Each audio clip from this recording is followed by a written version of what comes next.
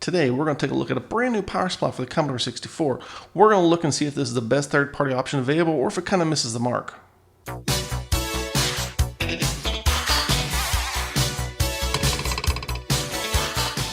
What is happening, guys? Todd here. A couple years ago I posted up a video briefly going over the Carlsen power supply for the Commodore 64. I've had a couple folks point out that shipping this power supply from the US to Europe was cost prohibitive. So today we're going to take a look at a brand new Commodore 64 power supply by Retro Game Supply out of France. It costs about 70 euros, which as of the filming of this video is about 78 US dollars. Coming in this small black brick, the power supply measures just 6 inches long by 3 inches wide and about 2 inches tall. On the bottom of the power supply there is a sticker indicating they can supply 2 amps on the 5V DC rail and 1 amp on the 9V AC rail. The power input to the power supply is handled by a figure 8 style 2-prong AC cable. The power supply is universal and will work with 100 to 240 volt and either 50 or 60 Hz power. Just use the correct power cord for your region and you're good to go. The output cord is detachable. It connects to the power supply via a 4-pin DIN connector. The detachable cord is 12 inches long. Yes, you heard me right. The cord is only 12 inches long. I'm not sure why they ship it with such a short cord. This basically makes it so the power supply is extremely close to your Commodore and will possibly get in the way of your setup. I personally like to keep mine at the back of my desk, however that's not possible with this power supply.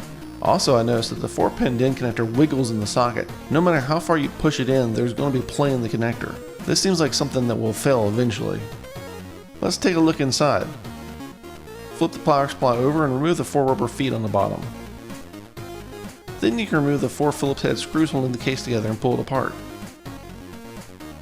Looking inside the plastic case, we see that this is definitely a modern power supply design. It has both regulated 5V DC and regulated 9V AC output.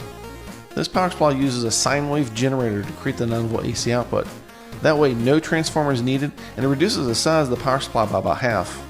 Both 5V DC and 9V AC have overvoltage, overcurrent, and short circuit protection. And both DC and AC rails are isolated from each other. Overall, it's a hell of a really nice design. I've been using this power supply for a while now and it's been working perfectly.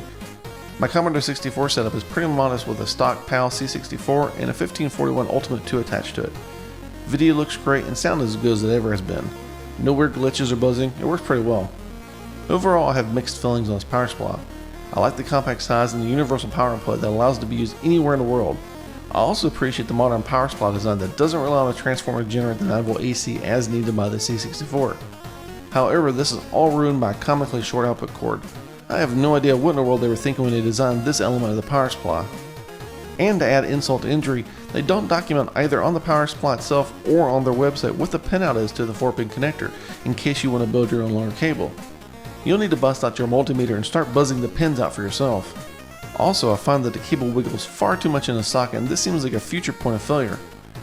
I personally think they should have used a larger 5-pin DIN connector as the output connector for a more solid connection.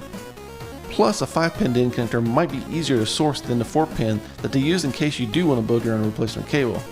My final thoughts are this: if you live in the US and you're looking for a replacement power supply, I would check with Carlsen. However, if you live pretty much anywhere else in the world, this is probably the better option due to high shipping costs from the US and import fees that get tacked onto it. Personally, I think Retro Game Supply have designed a great power supply using modern power supply design technique with plenty of protection schemes built into it.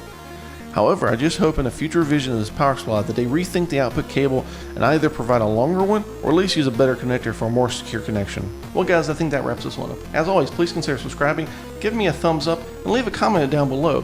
I'd actually in this video be extremely interested in hearing what you think of it. Do you agree that this power supply is kind of poorly designed with the output stage in mind? Do you believe that it shouldn't have the detachable cord and that's a possible point of failure? Or do you think that's a brilliant move and that's the way all of them should be designed? I'd like to hear you down below. As always, thanks for watching. I'll catch you next video.